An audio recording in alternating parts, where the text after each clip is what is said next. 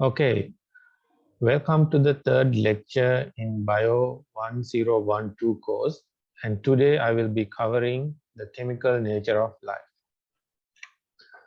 So the course objective for this lecture is as follows. So you should be able to explain the properties of carbon that allow it to serve as a building block for biomolecules. And at the end of this lecture, you should be able to explain the basic concepts of chemistry that apply to life, explain why carbon is so important to life, explain how carbon atoms can serve a diverse array of molecules, explain how carbon atoms can form a diverse array of molecules, and explain the role of chemical functional groups in molecular functions. So before we talk about the chemical aspects of life, first we have to define life. So how do we define life? So to define life, we have to study the characteristics of living organisms. So the living organisms should possess certain traits which are not present in inorganic matter. So let's see some of these characteristics. Living organisms exhibit growth and development. So we all start as a zygote, a single cell state, and the zygote divide to form a living organism. So now in a human body, we have trillions of cells, right? And these cells differentiated into different cell types, and they form organs, and they perform different functions, right? So in living organisms, you should observe growth and development. What else? The living organisms use enzymes to speed and mediate reactions. So there are thousands of reactions going on in living organisms, and these reactions are mediated by enzymes, something you don't observe in inorganic matter or non-living matter. And they should be able to store heredity information. So in humans, we store our heredity information in DNA. In some other organisms like viruses, they store their heredity information in RNA. And living organisms, unlike inanimate matter, should be able to adapt to the changing environment. So this is something we observe in organisms. They can adapt to the environment they live in. As the environment change, they make changes in their physiology, in their appearance, to adapt to the environment for their survival. And living organisms should have an evolutionary history, which means you should be able to trace their origin. All the living organisms in present world can be traced back to a single common ancestor which evolved around 3.5 billion years ago. And living organisms should be able to maintain homeostasis. They should be able to respond to external stimuli and make physiological changes within their bodies, within their cells.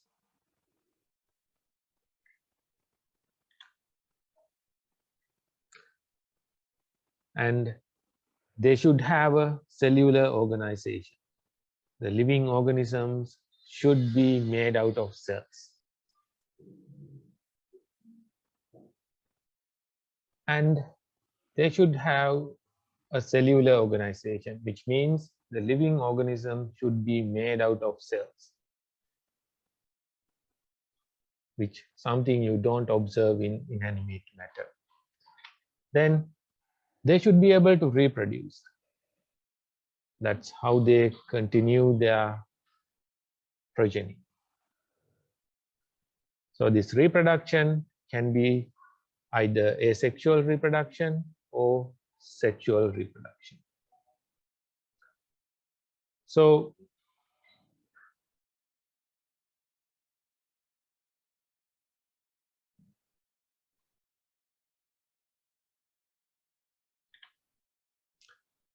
right. So how did life begin on Earth? There are two theories how life evolved on Earth. The first theory is called panspermia, which means the Earth got inoculated with life from extraterrestrial objects, or life has an extraterrestrial origin, which means life came from outer space, hanging on to objects like meteorites. So far, scientists have able to prove that meteorites, comets contains simple sugars, amino acids, and some other compounds which present in organisms, but so far they haven't able to confirm any living matter present on those structures. So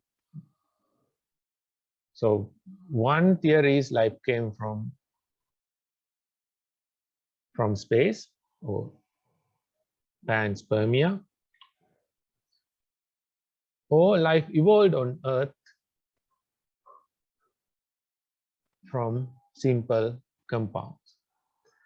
The Earth is approximately 4.6 billion years old, and we believe that the simple life forms evolved around 1 billion years later after the Earth was formed.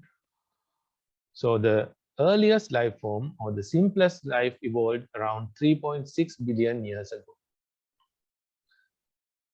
So before the evolution of simple life forms, scientists believe there's something called chemical evolution took place. So what is chemical evolution?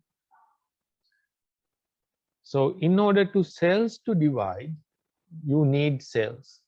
So cells reproduce from existing cells. Cells cannot come into existence from inorganic matter or organic matter. So at the very early stage, according to chemical evolution, we believe that the first living cells developed from non-living matter.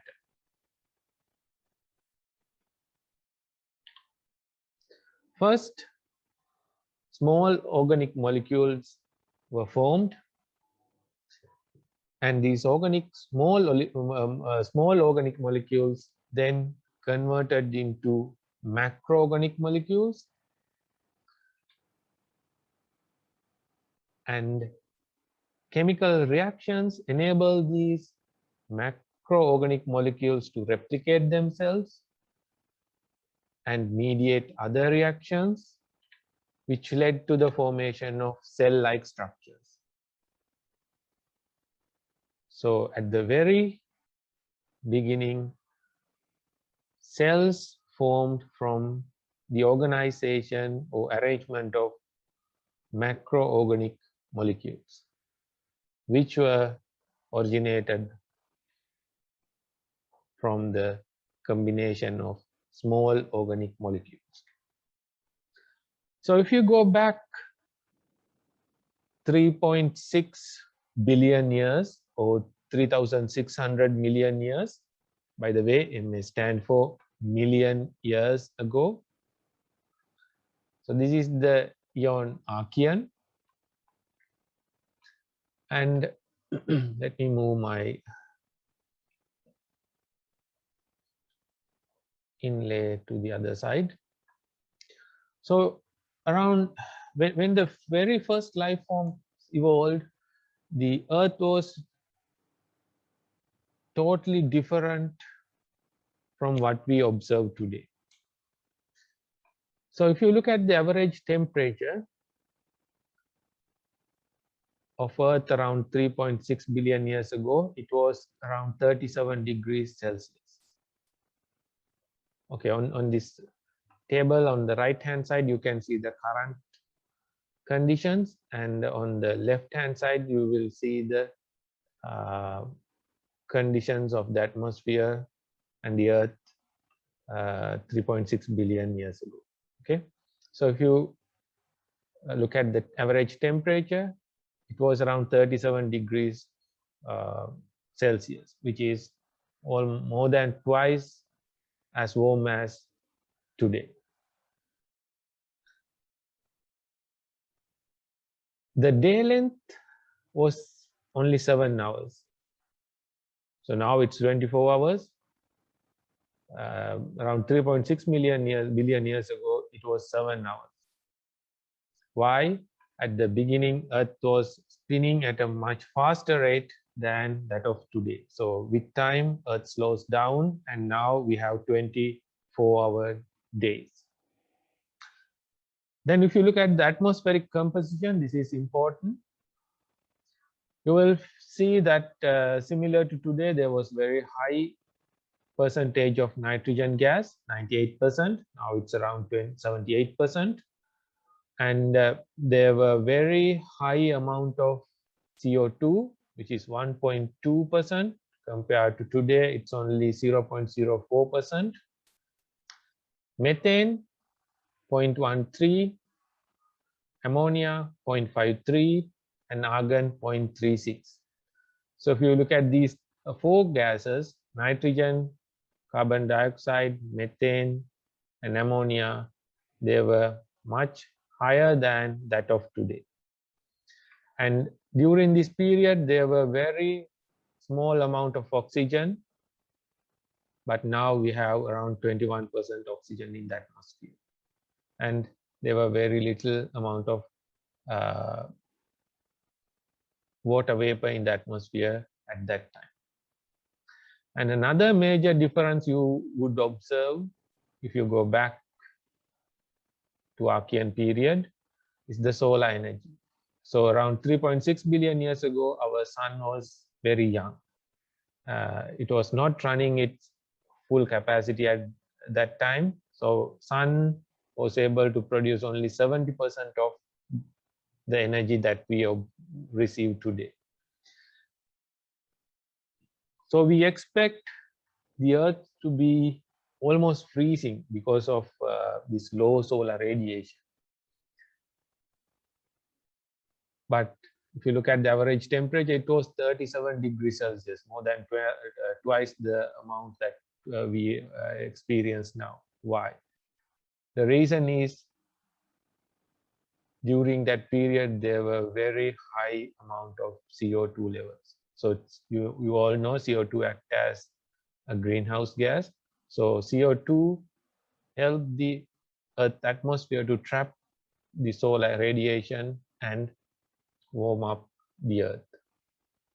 So the first life evolved under these conditions. So these are two diagrams of the Earth during Archean period and present day. So the Earth was entirely different yet similar place compared to today. So the life evolved around 3.6 billion years ago, and if you look at this image near the seashore, you will see some coral-like formations. So these are called stromatolites. So these are the earliest life, photosynthetic life evolved on our planet. These are not the very first organisms evolved, but these are some of the very old earliest life form evolved on Earth. And even today you can find stromatolites in places like Western Australia. So that's how we know that life evolved around 3.6 billion years ago. Unfortunately, we don't have any fossil records of the very first organism of our common ancestor. Right. So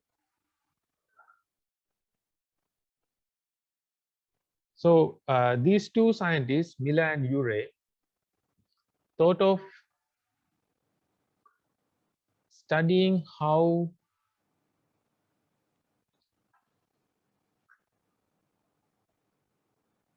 did the organic molecules form on prebiotic Earth. So cells to form, we need organic molecules, complex organic molecules.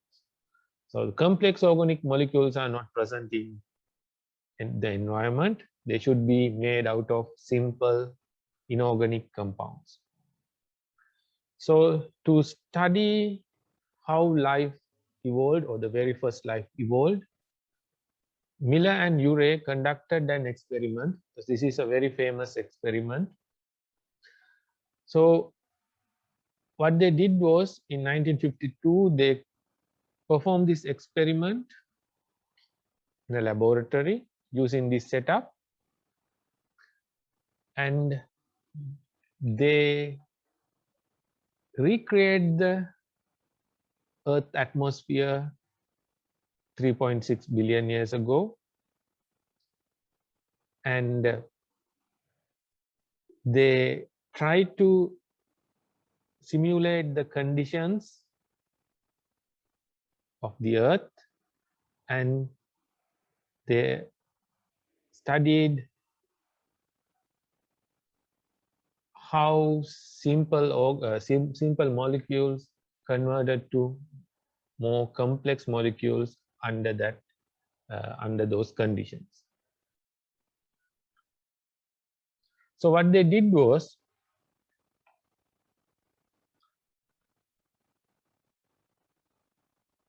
so they formed an atmosphere which is rich in hydrogen, methane, and ammonia. In my previous slide, I told you that the atmosphere was rich in carbon dioxide, methane, ammonia, and nitrogen. So in this experiment, they introduced methane, ammonia, and hydrogen into their system, and to represent the sea, they add water,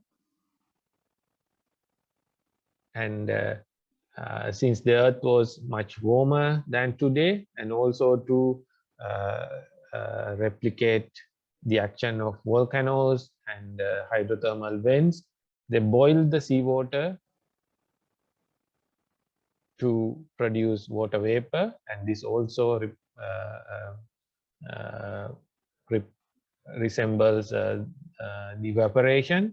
So as the water boils, water evaporates, goes up through this glass, and it mixes with the atmospheric gases,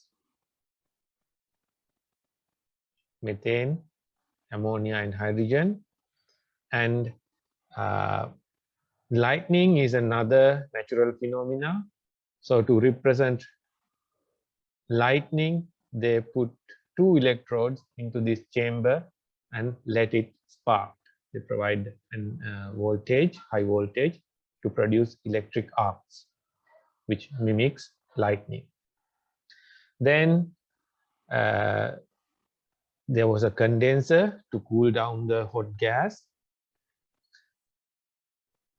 and the condenser cools down the water vapor along with all the other compounds in this reaction chamber, and they collected the resulting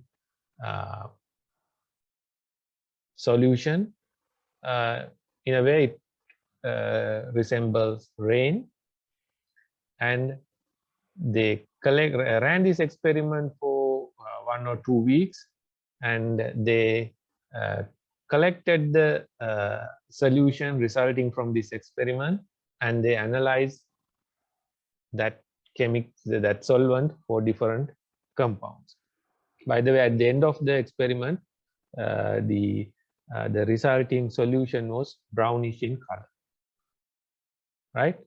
And when they analyzed this solvent after running the experiment,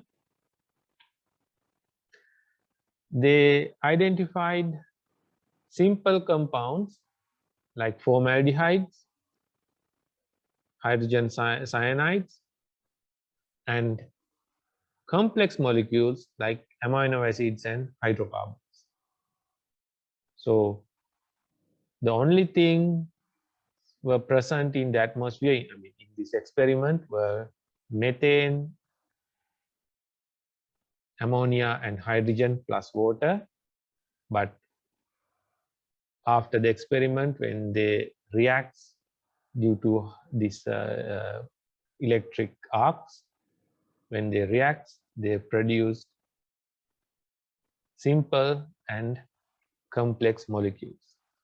So this is a good example how simple molecules converted into more complex organic molecules in around 3.6 billion years ago. So in life to evolve, we need complex organic molecules, and through this process, they were able to prove that complex molecules can produce from simple molecules. So this is the chemical evolution. However, there's criticism regarding this experiment because scientists debate about the composition of the atmosphere during this period. So they have repeated this experiment with different atmospheric composition, and in all of these experiments, they were able to detect both simple and complex organic molecules through this process. So which provides enough evidence to us to believe that chemical evolution took place prior to the evolution of life on Earth. So as I mentioned earlier,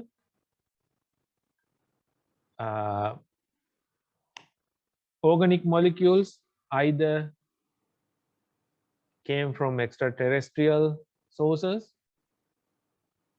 hanging on to comets or asteroids.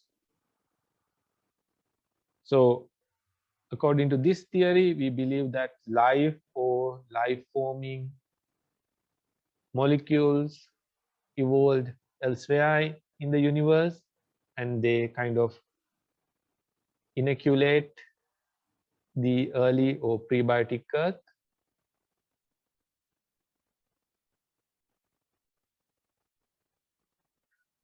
Or these organic molecules evolved or formed on Earth itself due to the atmospheric conditions occurred during that time.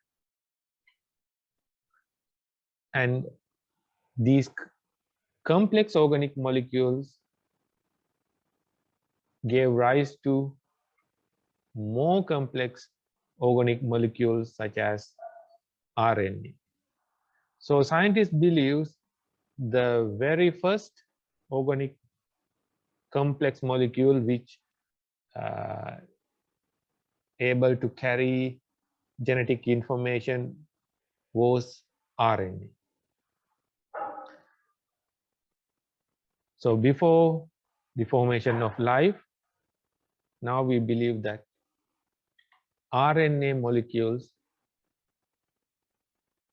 were formed, and those RNA molecules gave rise to living cells. So this is explained through an hypothesis called RNA world hypothesis.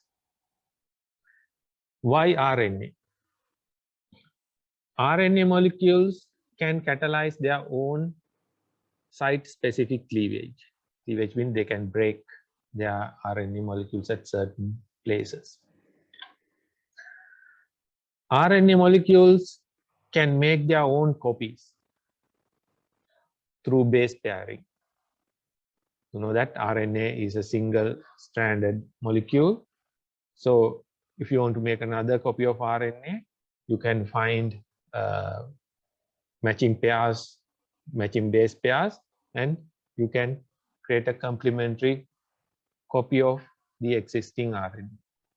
Then if nucleotides are present in the environment, if you heat up that molecule, those two strands can separate, and now you have two copies of your RNA. So the RNA can self-replicate.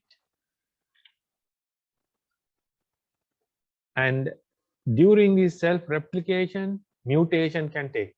You know that mutation can take place during DNA replication. Similarly, in RNA, mutation can take place. So the resulting RNA molecules due to self-replication can possess mutation. So the resulting RNA molecules can be different from their parent strand. So that can lead to evolution of the RNA molecules.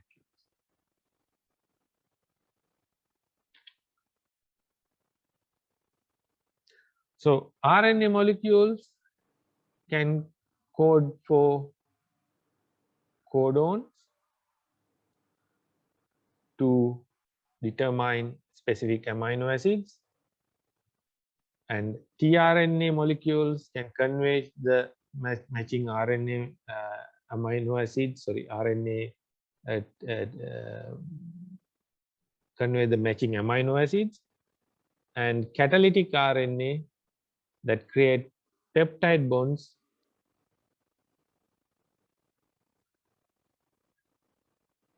would constitute a heredity system much like DNA. So in early protocells, we believe that RNA act as the heredity system compared to DNA. But you know that in some viruses, RNA act as the heredity system. Okay.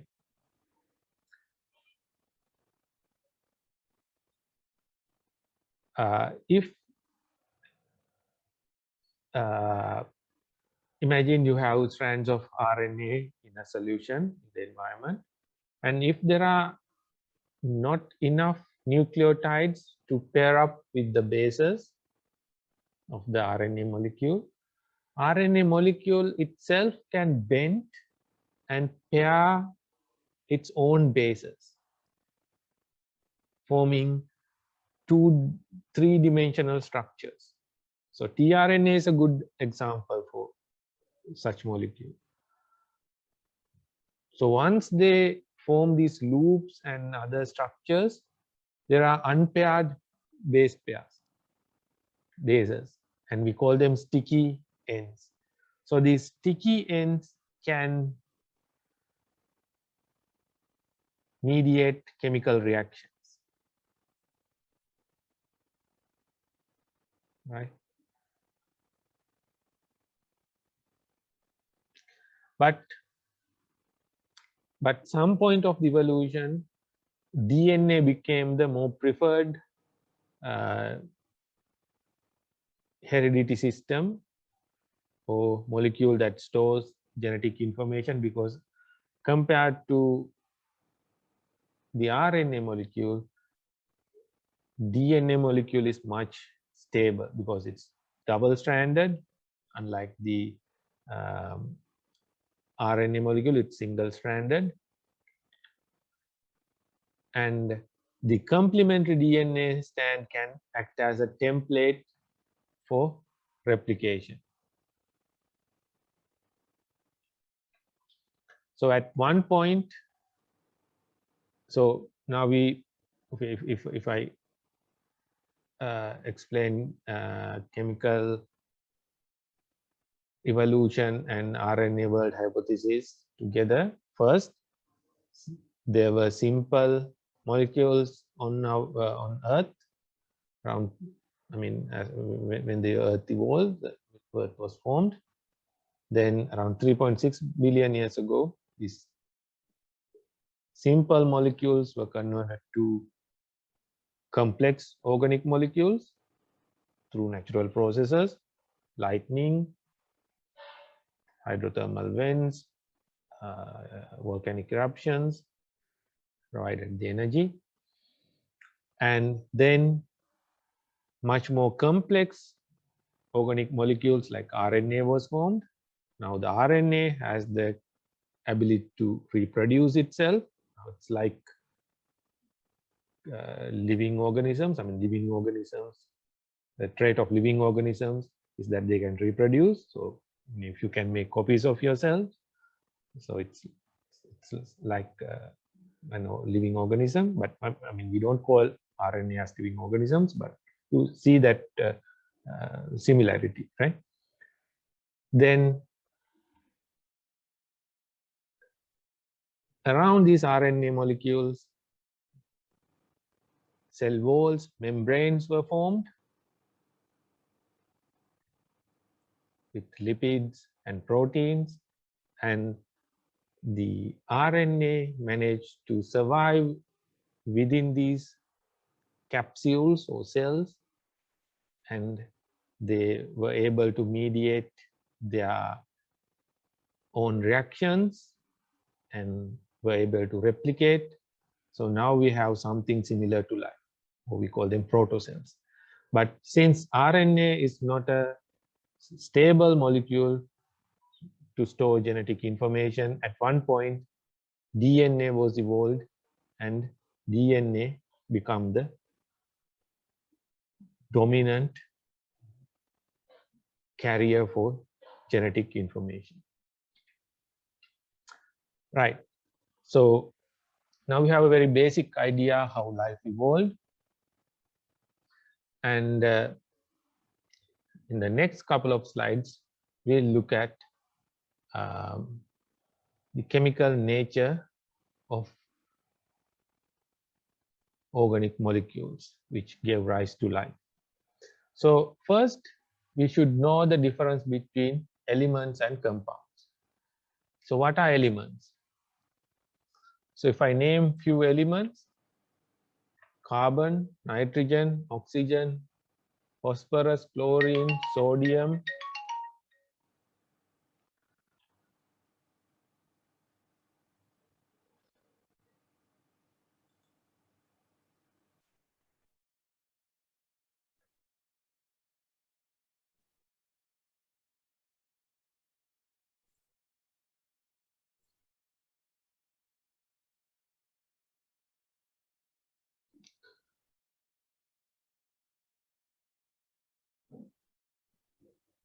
so what are elements? Carbon, nitrogen, oxygen, phosphorus, silver, gold, copper, those are called elements, right? Then what are compounds? So compounds are made out of elements. Combination of elements, union of elements give rise to compounds. carbon monoxide, carbon dioxide, water, sodium chloride. And there are millions of compounds. So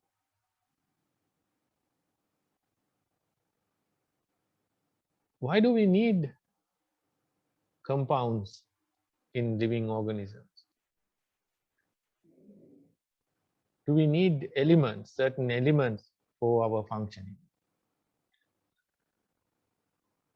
There are two groups of elements when we talk about living organisms. We call them essential elements.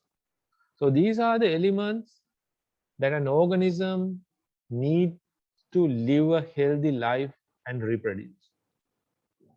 For humans, we need oxygen, carbon, hydrogen, nitrogen, calcium, phosphorus, potassium, sulfur, sodium, chlorine, and magnesium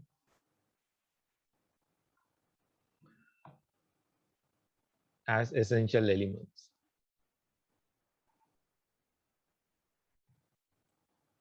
And not only that, we need something called trace elements. So these are the elements required by an organism only in very small amounts, small quantities. For humans, these are the trace elements: boron, chromium, cobalt, copper, fluorine, iodine, ferrous, zinc, etc. So for us to function healthy and to reproduce, we need both essential elements and trace elements.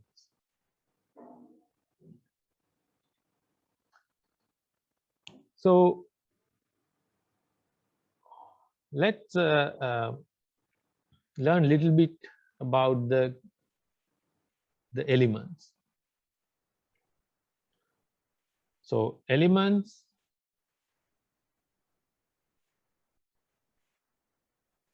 are made out of atoms,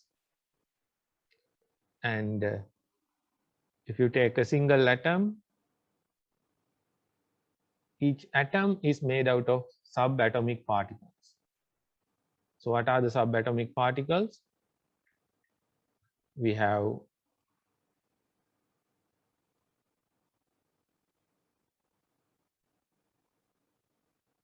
protons and neutrons in the nucleus.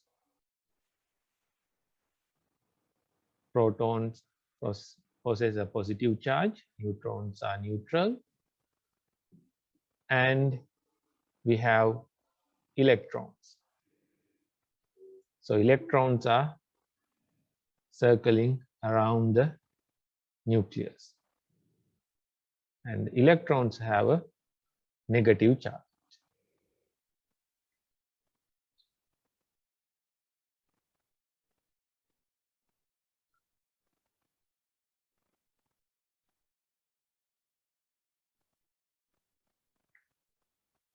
So if you think the atoms are made out of protons, neutrons, and electrons, it's true, but protons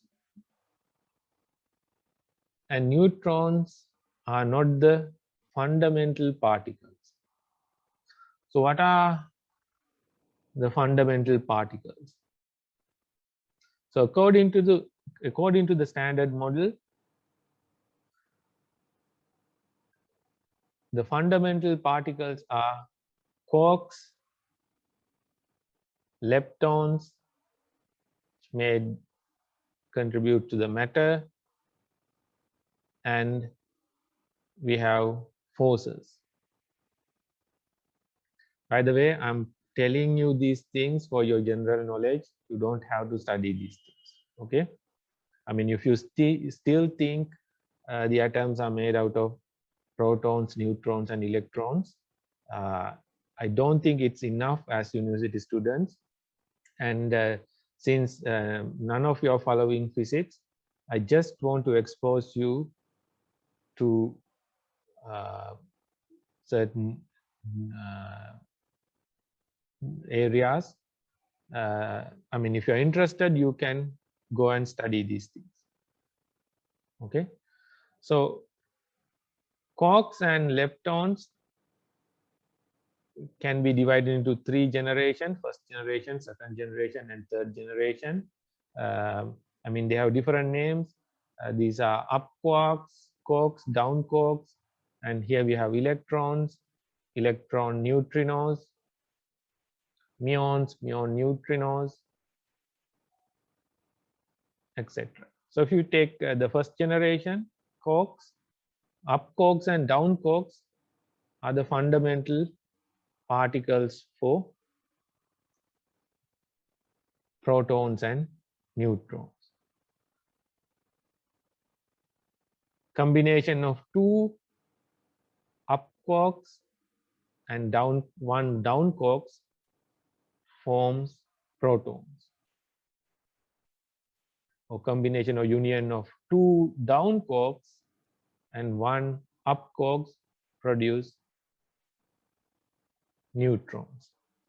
So protons and neutrons are made out of up quarks and down quarks.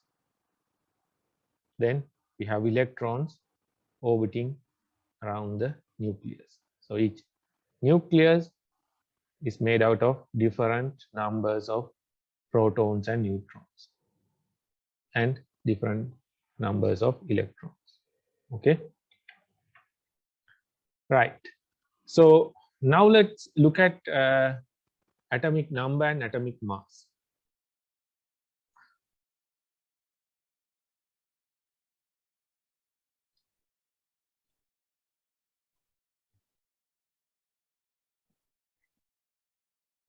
So atomic mass number is the sum of protons and neutrons in that particular atom. Atomic number is the number of protons present in that element, which is equal to the number of electrons in a neutral atom. So if you are talking about ions, negative ions or positive ions, the number of electrons can vary. If it is positive, we have less number of electrons. If it is negative, we have more number of electrons than the protons. So if you here I have 3 examples. The mass number for carbon is 12. So there are and the atomic number for carbon is 6, which means there are 6 protons in carbon, which means there are 6 protons and 6 neutrons in carbon. In hydrogen, there's only 1 proton. Therefore, for hydrogen, both mass number and atomic number is the same. Then for oxygen, we have 6 protons.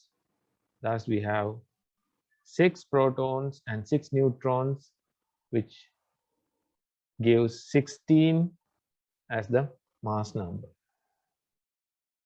So when you see an element with these numbers, you should be able to identify its atomic number and mass number.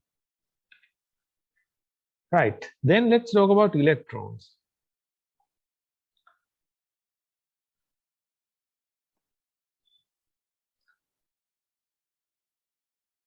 So in an atom, the electrons vary in the amount of energy they possess.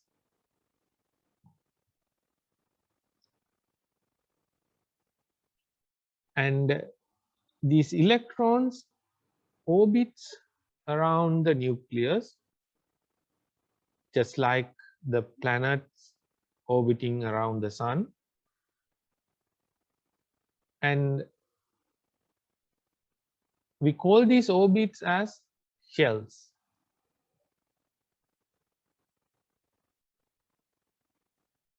And you can only find electrons in these shells.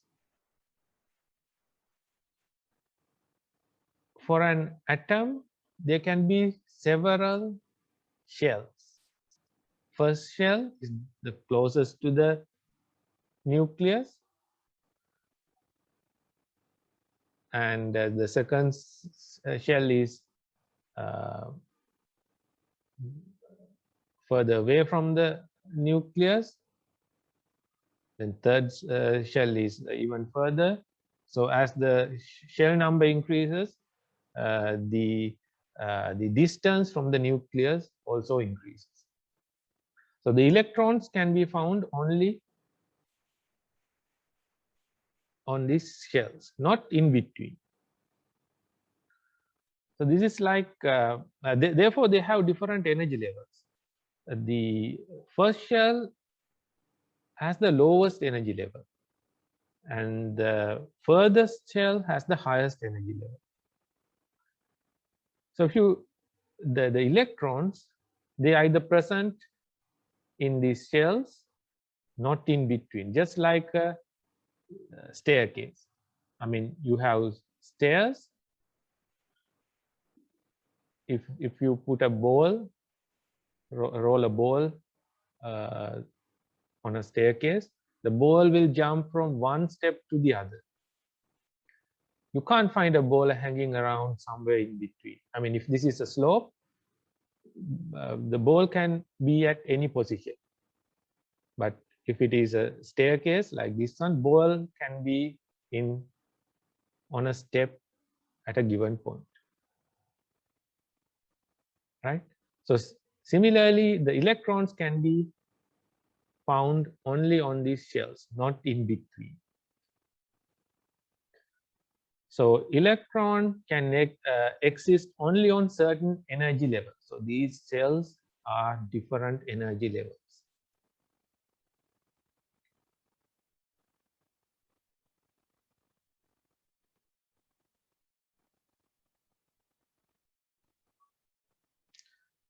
The electron's energy level is correlated to its average distance from the nucleus.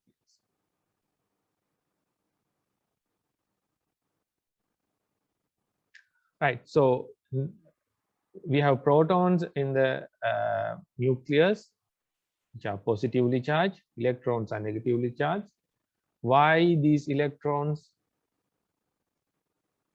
come and fall onto the nucleus? Because these electrons are located in these energy levels.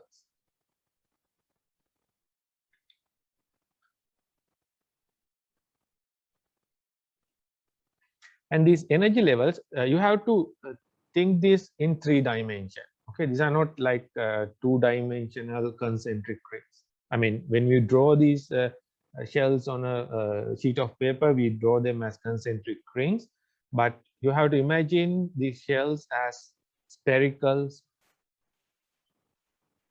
spheres. So you have your nucleus and you have these energy shells, but they are arranged in a concentric manner. So the closest shell has the least amount of energy, furthest has the highest energy. So if an electron wants to move from one shell to the other, either these electrons has to absorb energy or emit energy. If an electron wants to move from lower energy shell to an upper energy shell, they have to absorb energy as photons. If the electron wants to move from higher energy shell to a lower energy shell, electron has to emit energy as photons. So that's how electron migrate between energy shells, and it is possible, right? Then there's something called orbitals. As I mentioned, these electrons orbits around the nucleus. We call them orbitals, similar to the planets orbiting around the sun. And there are different types of orbitals. As you can see, there are different shapes, and these shapes represent, as I mentioned, the 3-dimensional space where an electron is found 90% of the time. So if you take one of these three-dimensional space, there's a 90% chance that you would find the electron. So if there's a 90% probability to find an electron within these orbitals. So orbitals are three-dimensional space where you have a 90% probability to find an electron. So there are different types of electron orbitals and they vary in shape. We call them S, P, D, and F. So S orbitals are spherical, and P orbitals you will find them like dumbbell shape and donut shape. And we have D orbitals like these ones here, and you have F orbitals, and it becomes more and more complex. In each orbital,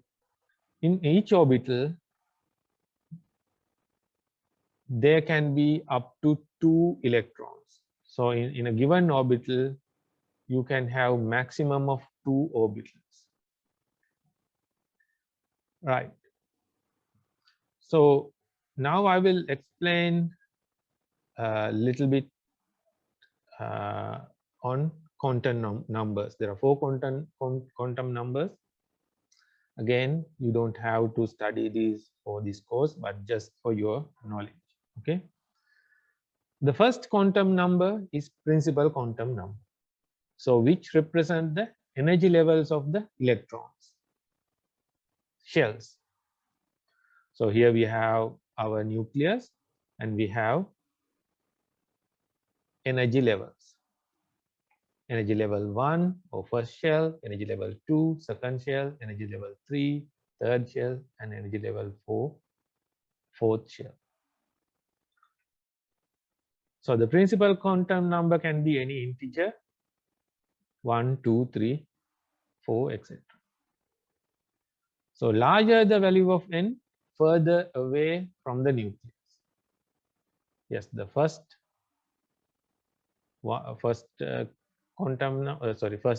shell, second shell, third shell, fourth shell, etc. Then the second quantum number is angular momentum quantum number, which is represented by simple L. Simple L can be, it's a positive integer, but the maximum number for simple L is angular momentum quantum number is n minus 1. So if the principal quantum number is n, L can have 3 values, 0, 1, and 2. Why? The highest number you can have is n minus 1, 3 minus 1. The angular momentum quantum number describes the shape of the orbital. What are these shapes?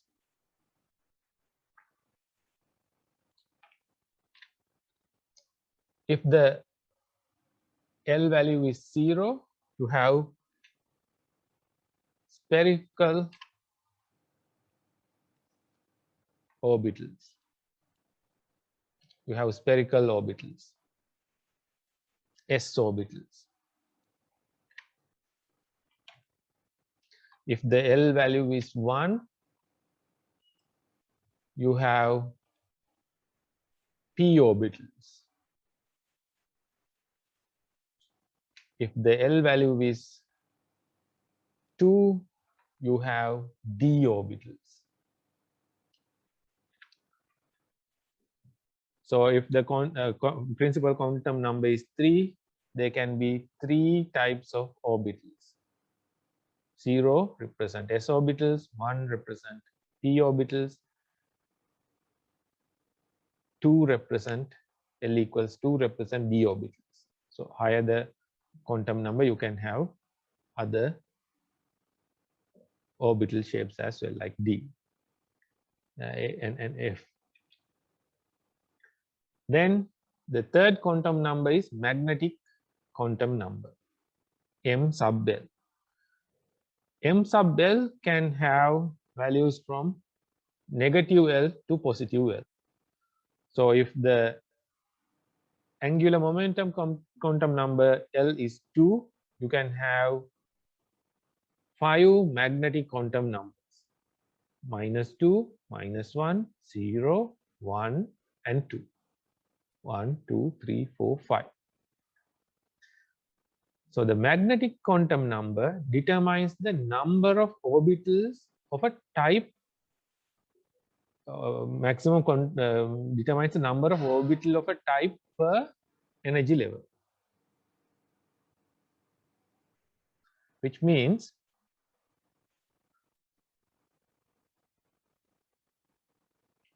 if the magnetic quantum number is 0, we have only one orbit. If the magnetic quantum number is, the angular momentum quantum number is 1, we can have -1, 0, and 3. 3 orbitals. So that's why we have 3 p orbitals.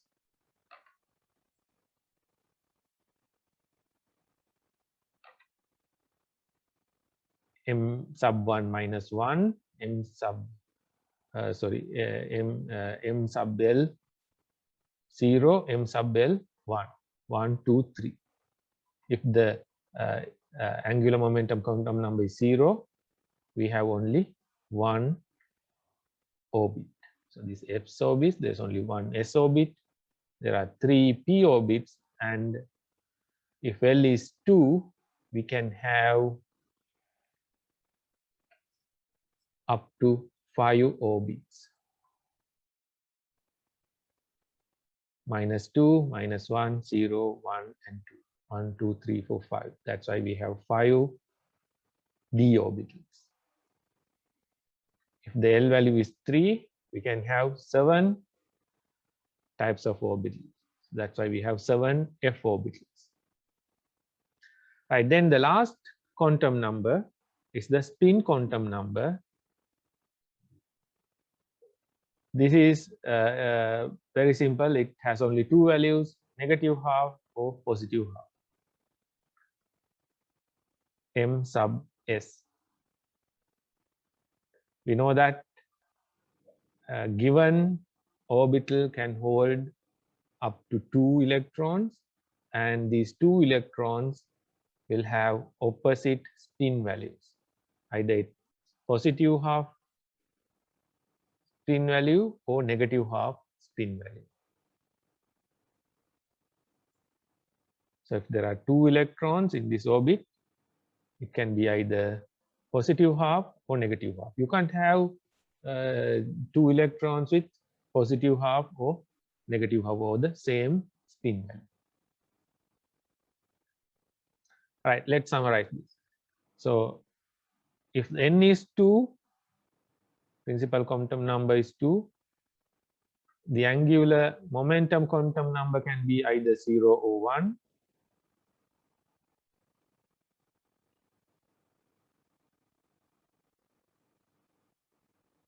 And magnetic quantum number therefore can be -1, 0, or +1.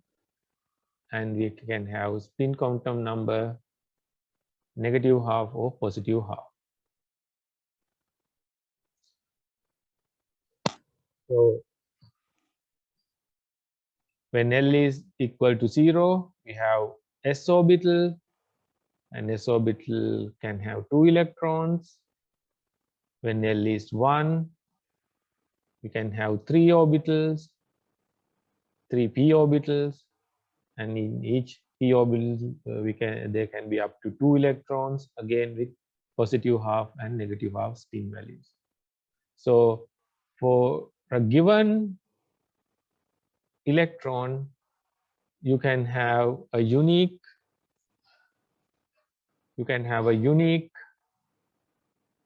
combination of quantum numbers. If you take this one, the quantum number for this electron is different from the quantum number for the other electron, because they have different spin values. For this one, n is equal to 2, L is equal to 1, ml is 1, and the spin quantum number is positive half. I think I have made a mistake here. This should be negative. Let me see if I have made the same mistake in the previous one as well. Oh no, it's here. So it should be either negative half or positive half.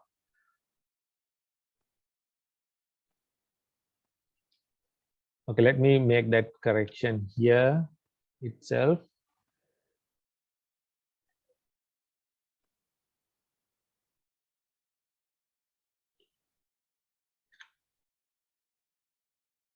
I'll make the correction quickly.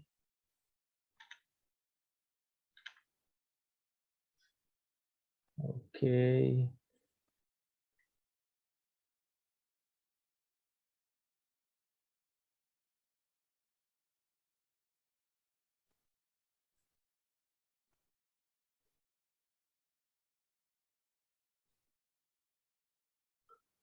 Okay.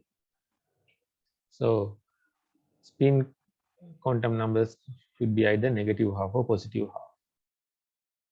Okay. Right. So these quantum numbers are useful in determining the orbital number of orbitals, their shape, and determining their electrons. Right.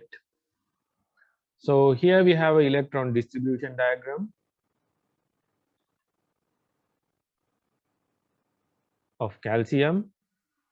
There are 1, 2, 3, 4 electron shells. If you take the first shell, there are only 2 electrons.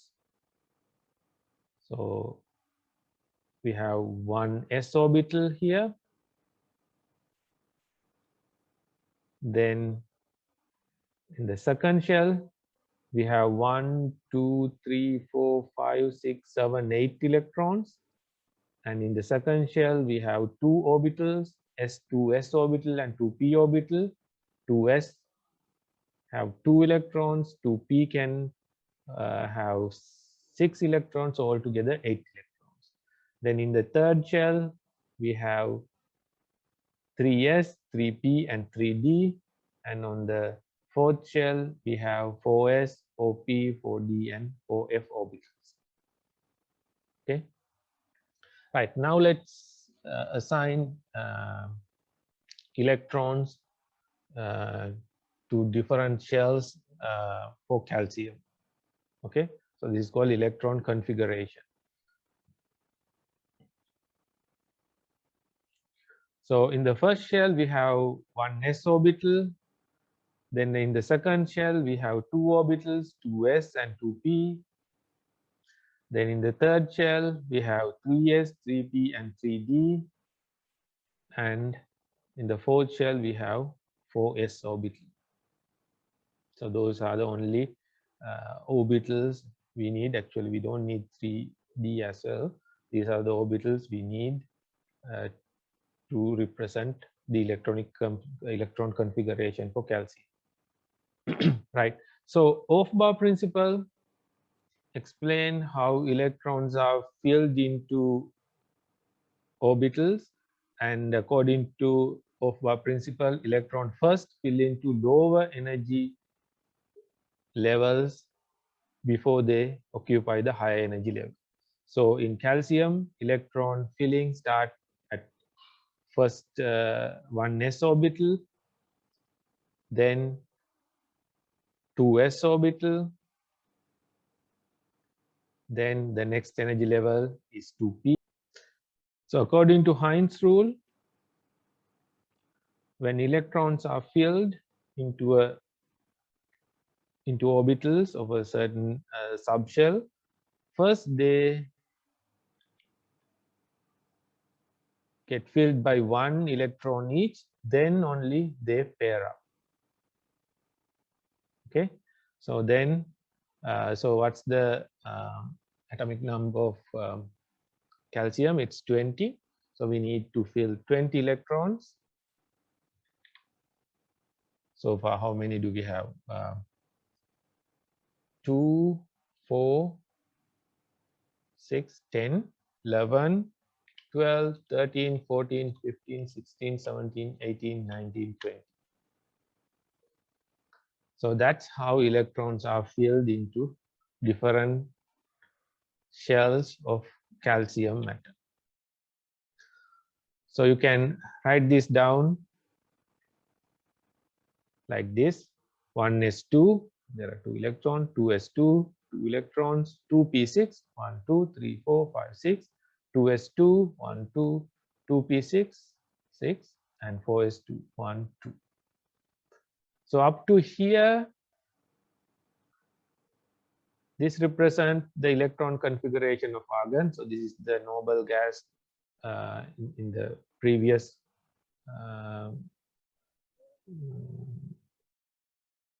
group. So you can write this notation as argon and 4s2 because this represents the electron configuration of argon. So use the noble gas, the electronic configuration of the noble gas in the shorthand form. Right. Right, now let's talk about bond. Not James Bond, but we will be talking about chemical bonds. So what are the chemical bonds that you know, or chemical bonds involved in organic compounds? So in organic compounds, we commonly come across with these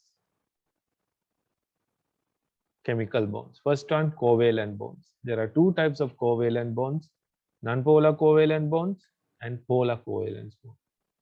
Then we have ionic bonds. Then thirdly, we have weak chemical interactions. Under weak chemical interaction, we have 2 types of interactions: hydrogen bonds and van der Waals interactions. So in organic compounds, these 3 chemical bonds are commonly found or used in the formation of organic compounds. First, let's see what are covalent bonds. A covalent bond is formed when 2 atoms share a pair of valence electrons.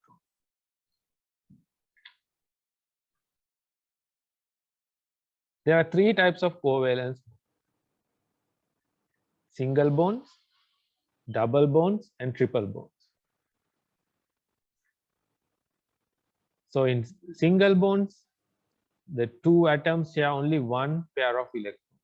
In double bonds, they share 4 pair of electrons. And in triple bonds, they share 3 pair of electrons. Why do they share electrons? Because if I go back to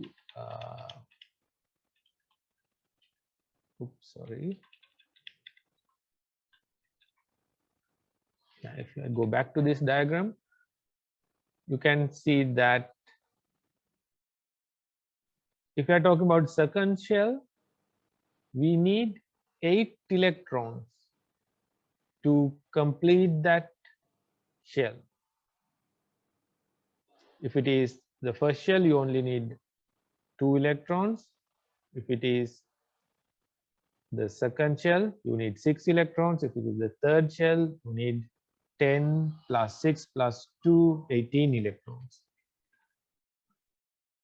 Right?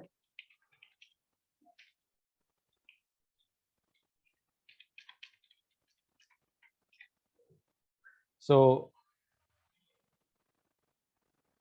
in the second shell of oxygen, you have 1, 2, 3, 4, 5, 6 electrons. So oxygen needs 2 more electrons to complete its shell. So the valence of oxygen is 2. So the oxygen can form two covalent bonds with other atoms. So in this case, oxygen can bind with two hydrogen molecules to complete that 8 electron requirement. The valency of carbon is 4. Therefore, carbon can form 4 covalent bonds. Sorry, double bonds. I mean, can share, needs 4 more electrons to fulfill its 8 electron requirement. So in nitrogen, it's 6. There's only 3. Therefore, carbon needs, nitrogen needs is 1, 2, 3, 4, 5. So it needs 3 more. So when 2 nitrogen atoms form a covalent bond, now each nitrogen atom has 8 electrons in its second shell. So the valency of nitrogen is 3. Therefore, nitrogen can form triple bonds. Valency of carbon is 4. Therefore, carbon can form double bonds. And valency of oxygen is actually 2, but that's why oxygen forms 2 single bonds. So even carbon can form 4 single bonds to fulfill its electron requirement. So there are 2 types of covalent bonds: non-polar covalent bonds and polar covalent bonds. So in non-polar covalent bonds, the 2 atoms happily share 2 electrons, and there's no charge on the atom. Charge means positive or negative charge. So they remain neutral but share 2 electrons. But in polar covalent bonds, water is a good example. There's a polarity. So there's a polarity towards the negative charge towards the oxygen,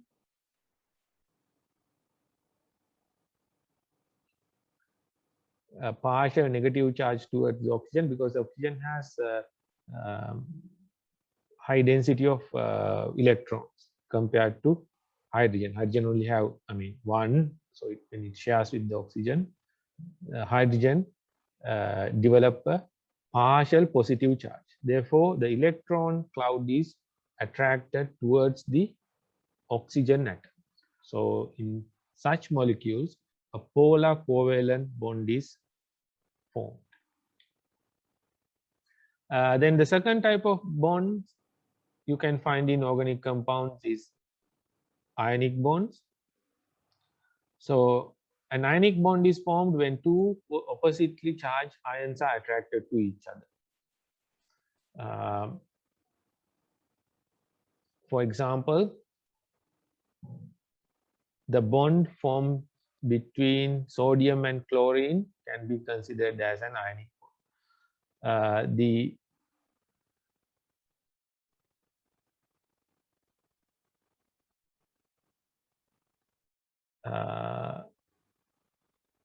In the outermost shell of sodium contains only 1 electron. It needs 2. And in chlorine, there are 7 valence electrons. And chlorine needs 1 electron to complete its valency, 8 electron requirement. So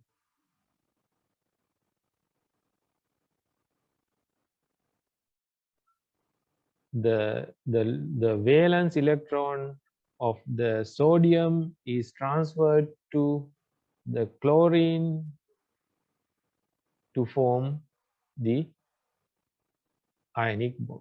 So once the bond is formed, now by donating the outermost electron, the sodium atoms gain a positive charge, and by accepting the extra electron from sodium, the chlorine atom now became negatively charged.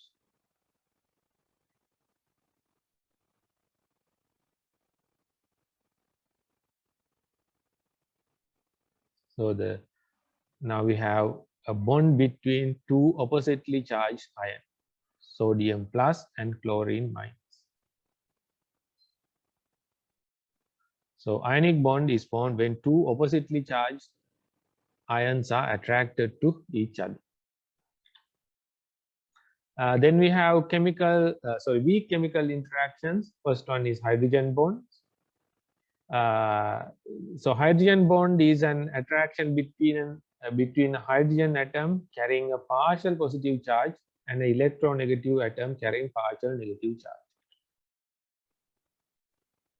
Then the second type of weak chemical interactions we are going to discuss here are the van der Waals interactions. So they occur between transiently positive and negative region of molecules. I recommend you to read the chapter 2 in Campbell biology to learn a little bit more on van der Waals interactions. A good example for hydrogen bond is the bond between water molecules. And also in this case we have hydrogen bond between water and ammonia.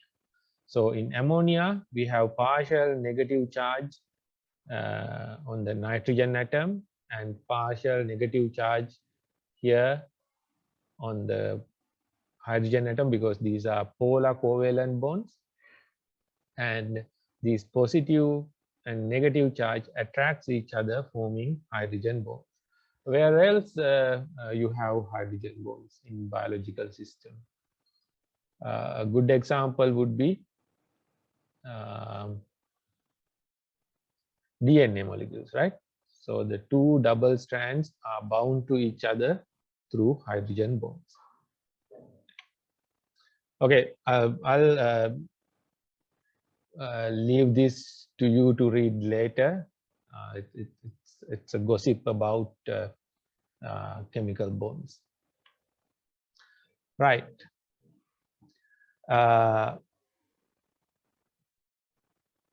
Then we have to talk about how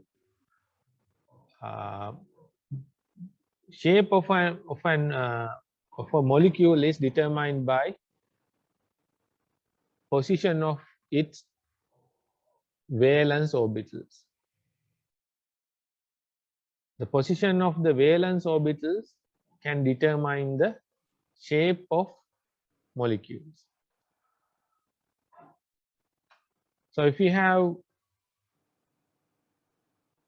s orbitals and p orbitals in the valence shell, assume that we are talking about second shell, we have an s orbital and 3 p orbitals.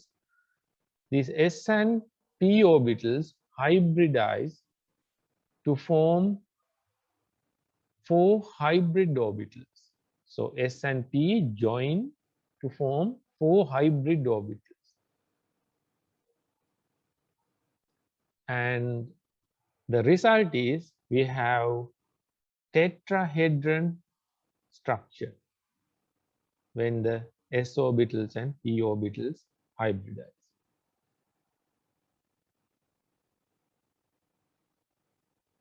So the valence orbitals will determine the shape of the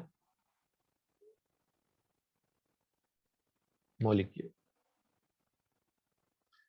The covalent bonds results in these hybrid orbitals.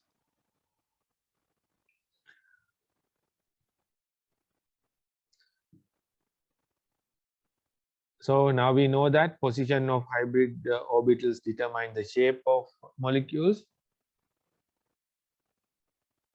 For example, here we have water molecules.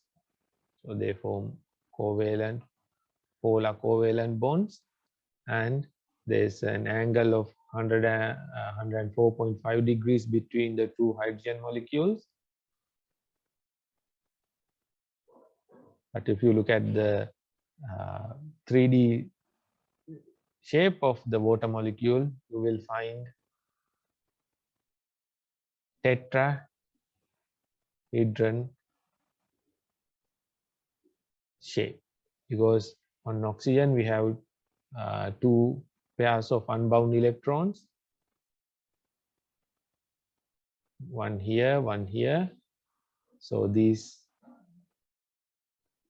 two unbound pairs of electrons eventually give rise to a tetrahedron structure to water molecule. Similarly, for methane, methane is CH4, so carbon has formed 4 covalent bonds with hydrogen, forming a tetrahedron structure. So what is the importance of these shapes, different shapes? Because in biological systems, molecules are identified based on their shape, right? So these shapes are very important, especially when cells respond to external stimuli as well as internal stimuli. Okay, now let's move on to the final section of this lecture. So here I have 3 things on the slide. I have a rubber duck, diamond, and a human. So what's the common thing between these 3 items? So these 3 things.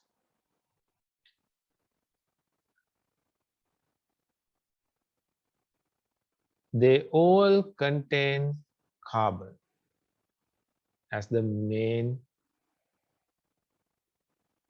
element, right? Rubber is made out of hydrocarbons, so you have carbon. Diamond is carbon, and us humans are mainly all the organic compounds on our body are made out of carbon. So carbon is very important when it comes to organic life, right? So now let's learn a little bit about carbon and its role on biological systems. Okay, and the life on Earth is considered as a carbon-based life.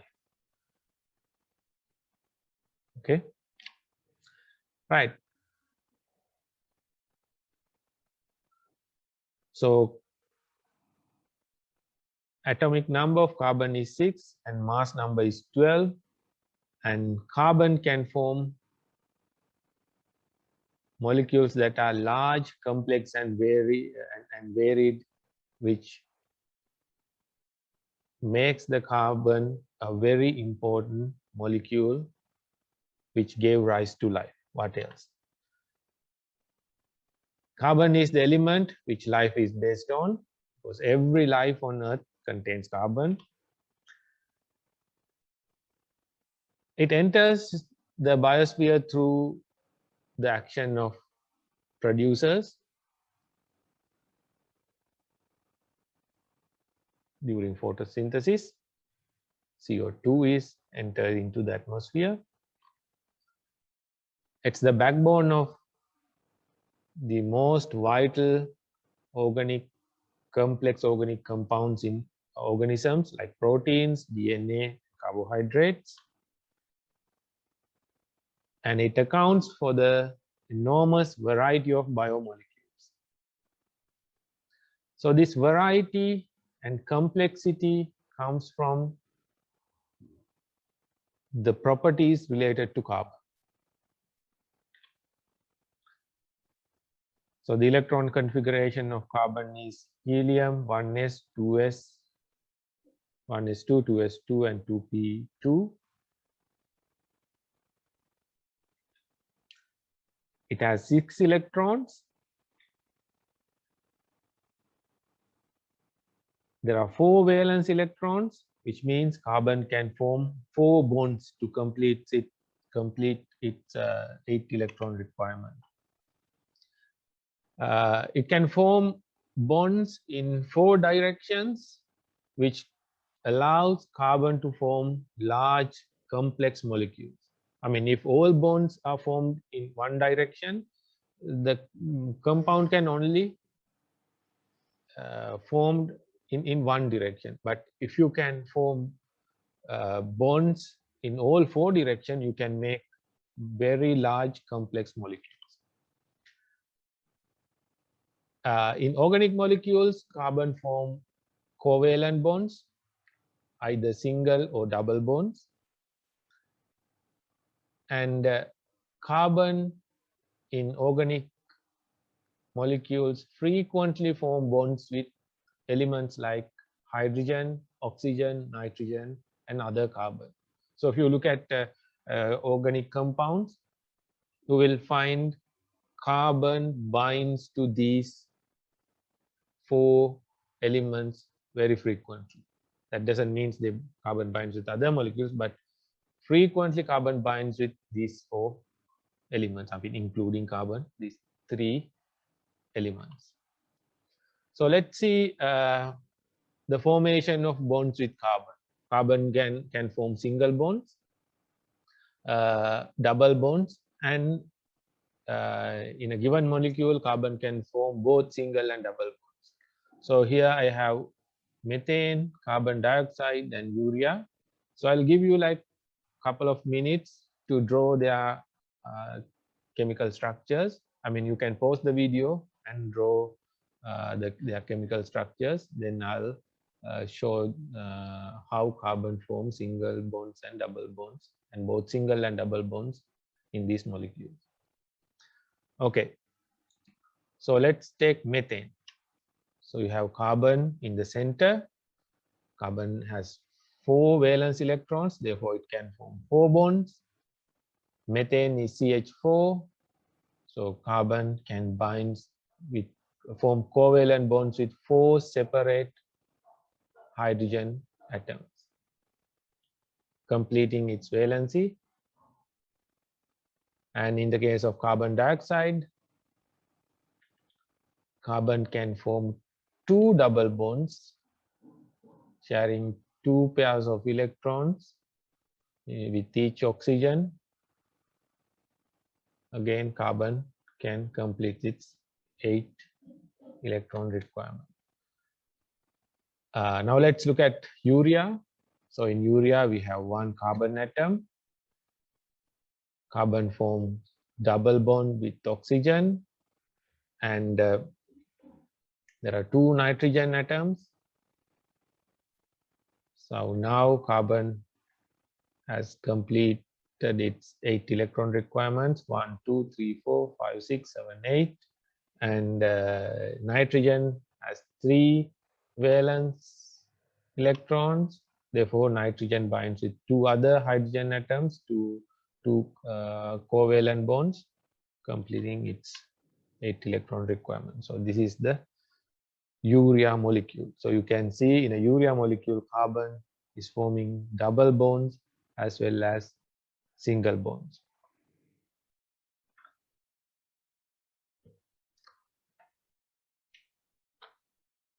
Right. So as I mentioned earlier, carbon contributes to diversity in carbon-contained molecules due to its skeleton, carbon skeleton. If you take these 2 examples, carbon can increase its length by adding more carbon. So here we have ethane, C2, H6. So if you add one more carbon with oxygen, hydrogen, you can make propane. 1, 2, 3, you have additional carbon and you have additional 2 more hydrogen. So now you have C3H8. So by adding carbon, you can increase the length of the carbon skeleton. So in different molecules, you can have carbon skeletons with different lengths. Then carbon has the ability to branch itself. So here we have a butane molecule, C4 and H12.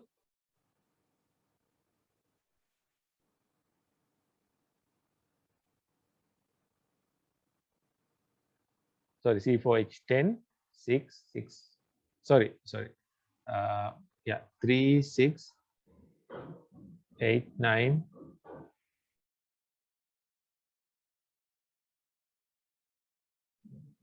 Sorry, 3, 6, 7, 8, 9, 10. Here, I think I made a mistake.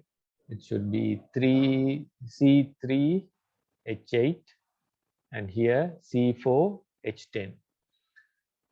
Instead of increasing in length, carbon can form a bond right over here with the carbon in the center, forming a branch. So now we have 2-methyl propane, right? So carbon can form branches, giving its 3D structure.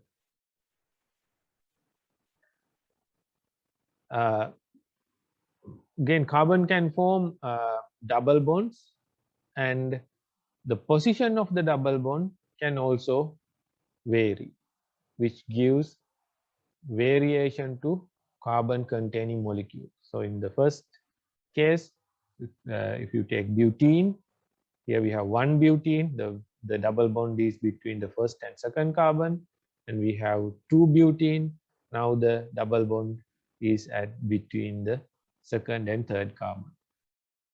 So this position of the double bond can give variation to the molecule. Then fourthly, carbon can form ring structures.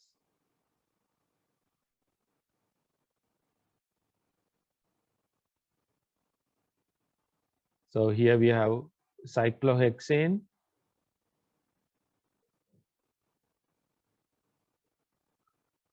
C6H12, or if there are double bonds, carbon can form benzene. So this ability, increase in length, increase ability to branch, ability to have double bonds in different positions, and ability to form ring structures made ring structures in carbon skeleton made carbon to form diverse array of organic compounds.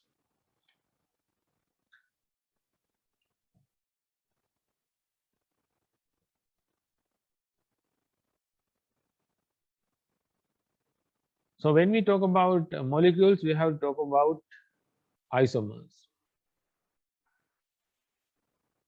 So isomers are the compounds that have the same number of atoms of the same number of elements, but with different structures.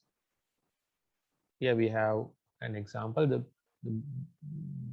the branching nature of carbon skeleton can give rise to isomers. So we call these, there are different types of isomers. First, we have structural isomers.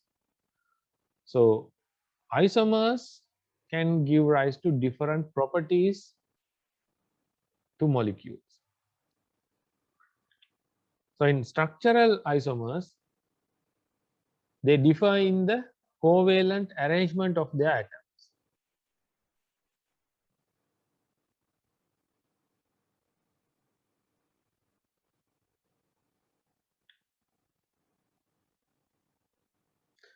The number of possible isomers increase as the number of carbon increase in the molecule. So higher the number of carbon, higher the number of possibilities of having different isomers. Okay.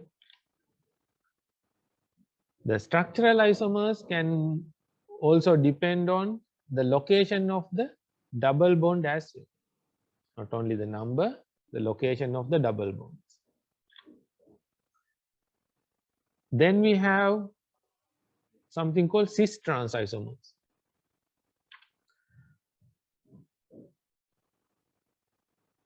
When there's a double bond between two carbon molecules, it hinders the free rotation of the atoms along its axis. I mean, if you have a chain of carbon, at a given point, the carbon can rotate itself. So the two halves can rotate freely. But when there's a double bond, the atoms cannot rotate freely. So this gives the molecule a rigid nature. So there are two distinct isomers. We call them cis-trans isomers. Cis-trans isomers are formed due to the presence of double bonds. So if, okay, here we have two carbon molecules, and this X group can represent other molecules other than hydrogen. It can be a chain of carbon. So imagine, so you have a chain of carbon going this direction and this direction. So in cis form, the two hydrogens are on the same side, or the two carbon chains are on the same side. But in trans isomers, the hydrogens or the carbon chains are on the opposite side. So once they are formed, they cannot rotate and make the two hydrogen, I mean, in this trans form, they cannot rotate and form cis form, same as here. But I mean, under different conditions, you can change them from cis to trans, but naturally, they either stay in cis form or trans form. And these are very important isomers in biological systems, cis and trans isomers, because when we talk about fatty acids, I hope you know that trans fatty acids are bad for your health. For example, trans fatty acids can be found in margarine and fat from animal sources, animal meat, because trans fatty acids can increase your bad cholesterol, low density lipoproteins. But cis proteins are healthy. Sorry, cis fatty acids are healthy. Okay, so the oleic acid is a cis isomer, and aladic acid is a trans isomer. So these are fatty acids. So here's the chemical name, cis 9-octadecanoic acid. Deca means 10, octa means 8. So octadeca means there are 18 carbon atoms. There's a carboxyl group, that's why it's an acid. And there's a double bond here, and the double bond is in cis isomer form, and the double bond is at the 9th position. 1, 2, 3, 4, 5, 6, 7, 8, 9, between 9 and 10. So in this case, the double bond is at the same position, but now the molecule is in trans isomer state. Then we have our third type of isomers, we call them enantiomers. So these are the isomers that are mirror images of each other. And they differ in shape due to the presence of often asymmetric carbon. We'll see what are these asymmetric carbon. So if you look at here, we have carbon atom in the middle, and it has formed 4 bonds with 4 different molecules, right? So we have an asymmetric carbon, and therefore this molecule can present in 2 forms. We call them left L isomer, levo isomer, and dextro isomer. Dextro means right hand, levo means left hand. So the arrangement of the molecules can be either they can be in 2 different forms. Either we call them left isomers and right isomers. What is the fuss about these L and D forms, D isomers or enantiomers?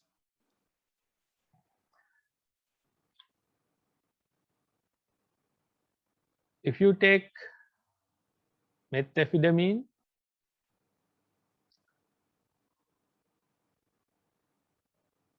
it has 10 carbon atoms, 5 hydrogen and 1 nitrogen atom, and it has a boiling point of around 215 degrees Celsius and a molecular density of 149.23 grams per mole. And if you look at the structure, they are almost the same. However, there are 2 enantiomers, L-methamphetamine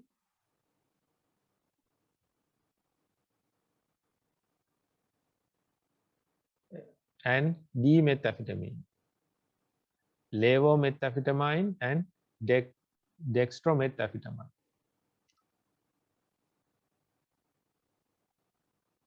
D-methamphetamine is known as crank, crystal meth, crystal, ice, or speed. It's a narcotic drug commonly abused by drug addicts. I mean, when I was in US, ice was very popular back in like 2009, 12. It was a very popular drug among drug addicts, but it was not that popular in Sri Lanka. But now recently, ice has become a very popular drug among drug addicts, especially the upper class people, right? But anyway, this is any narcotic drug is not healthy, therefore stay away from drugs. Okay, so why I talk about these enantiomers of methamphetamine? Because the L form is used as a drug. The L enantiomer of methamphetamine is used as a vasoconstrictive medication. If you have a runny nose, if you take L-methamphetamine, you can, it will prevent, it will contract your blood vessels and and reduce runny nose. But if you take the dextromethamphetamine or ice, you get high. And methamphetamine, L-methamphetamine is also present in cough syrup. And don't ever try to do this. If you have L-methamphetamine, you can convert it to dextromethamphetamine and there are people who abuse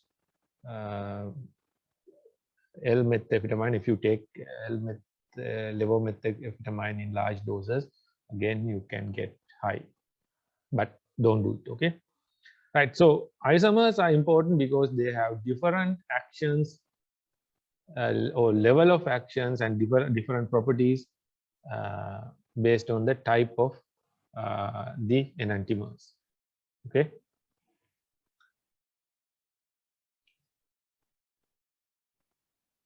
So it's a nervous system simulant of basically a drug.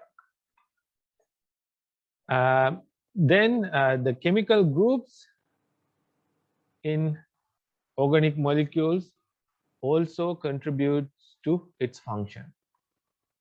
If you take estrogen, here I have estradiol, and if you estrogen is a female hormone, right? So what's the chemical structure of testosterone? So here's testosterone. So what's the difference? The difference is, I mean, they both have the same basic carbon skeleton. The difference is position of the functional groups. In testosterone, we have one hydroxyl group, methyl group, two methyl groups, and what do you call this, carboxyl group. But in estradiol, or in this estrogen comes in different forms. Estradiol is one of them. You have OH, CH, and another hydroxyl group here. So depending on the functional group, the function of the molecule can vary. So what are the role of estradiol in females? In females, estradiol mature and maintain the female reproductive system. It after maturation, it releases egg cells and thicken the uterus lining. Not only in males, even in females, even in males, estradiol has a role. In males, it modulates libido. Libido means sexual desire, or we call it sex drive. It contributes to erectile functioning and sperm formation, spermatogenesis. Then in testosterone, in males, this hormone contributes to development of the penis, testes. It deepens your voice when you hit puberty, produce facial hair, contribute to muscle size and strength, contributes to your bone health, again, libido and spermatogenesis. So we consider testosterone as a male hormone, but even in females, testosterone is produced in your ovaries and adrenal gland, and in female, testosterone is useful in bone health, breast health, fertility, libido, menstrual health, and vaginal health. So almost the same basic structure, but they perform differently due to different functional groups, due to the presence of different functional groups. Okay.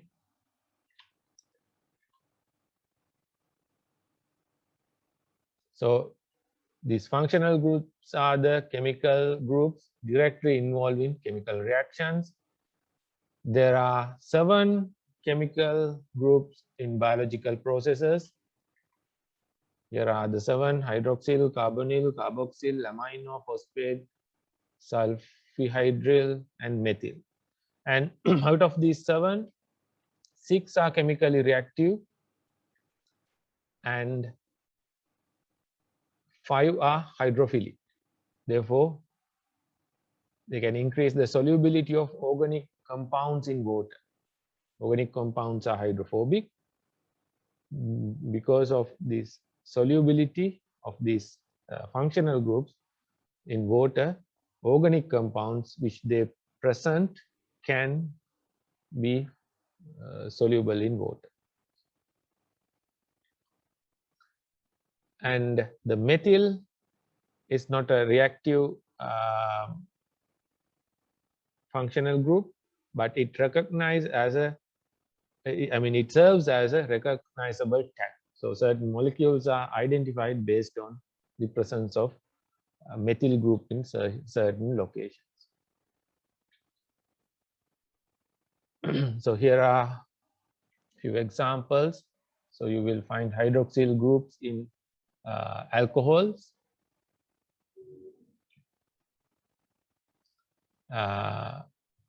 and these hydroxyl groups are polar, therefore they can form hydrogen bonds with water and help dissolve compounds such as sugars. Carbonyl group, these are sugars with ketone groups. Sorry, sugars with ketone groups are called ketoses, and carbonyl groups with aldehydes are called aldoses. So here we have ketone here. Sorry, acetone, it's a ketone, and propanol, which is an aldehyde. So in the case of ketone, you have carboxyl group in the middle of the molecule. In aldehydes, you have aldehyde groups at the end of a compound. Then we have carboxyl group. They act as acids because they can donate H plus or protons.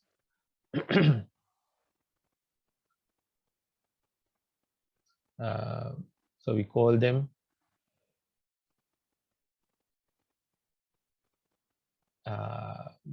either carboxyl acids or organic acids. Here we have acetic acid as an example. Then the amino groups forms compounds called amines. They can pick up H plus ions from the surrounding, especially in the from water, surrounding solution, especially water. And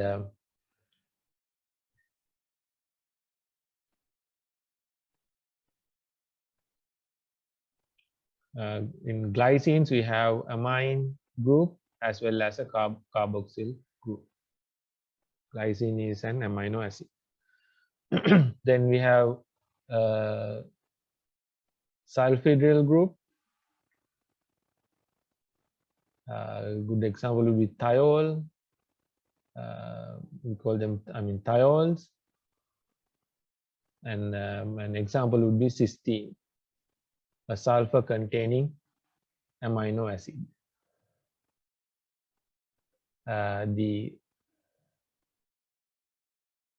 This sulfhydryl group can react with and can react forming a cross-link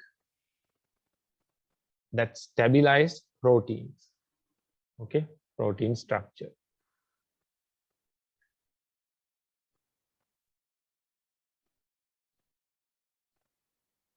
Then we have phosphate groups. We call them organic phosphate, and here we have an example, glycerol phosphate.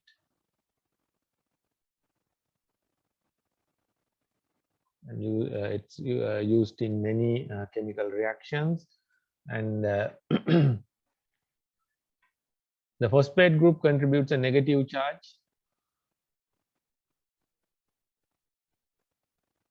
and when attached, it confers on molecules that the ability to react with water and releasing energy. So we'll talk about this phosphate group in a bit. Okay. Then we have methyl groups. We call them methylated compounds, and as I mentioned earlier, they act as molecules which are useful in identification of other molecules.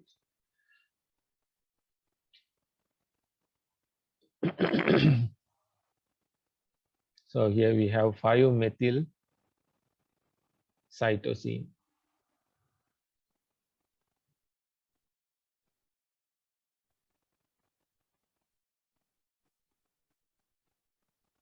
It's a compound of DNA that has been modified by addition of a methyl group. Okay. Right. So when we talk about these functional groups, we have to talk about phosphate groups because they are very important in biological system. Why? Because phosphate groups are present in ATP, adenosine triphosphate. Why ATP is important? Because ATP stores the potential to react with water, and this reaction with water release energy that can be utilized by the cell. I mean, we call ATP as an energy storing molecule, but rather than storing energy, the correct term would be ATP stores the potential to react with water, and that reaction, hydrolytic reaction, release energy so that other uh, uh, biological reactions are biological reactions can use that energy in the cell. So we call it adenosine triphosphate because there are 3 phosphate groups bind to adenosine. When adenosine triphosphate or ATP reacts with water, one inorganic phosphate group is released, forming adenosine diphosphate and energy.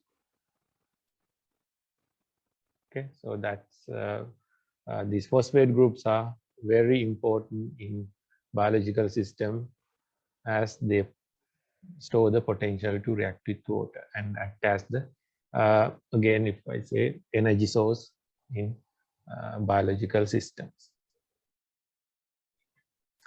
Right, so that brings us to the end of the lecture, and as usual I have given you a list of keywords. Please study chapter 2 and 4 in Campbell Biology. Plus I have included additional content from other sources.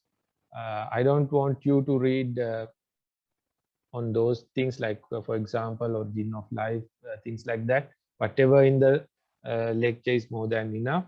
This presentation is more than enough. But if you're interested, I mean, feel free to search the internet and learn about the origin of life. And if you are interested in fundamental particles, go ahead and read about them.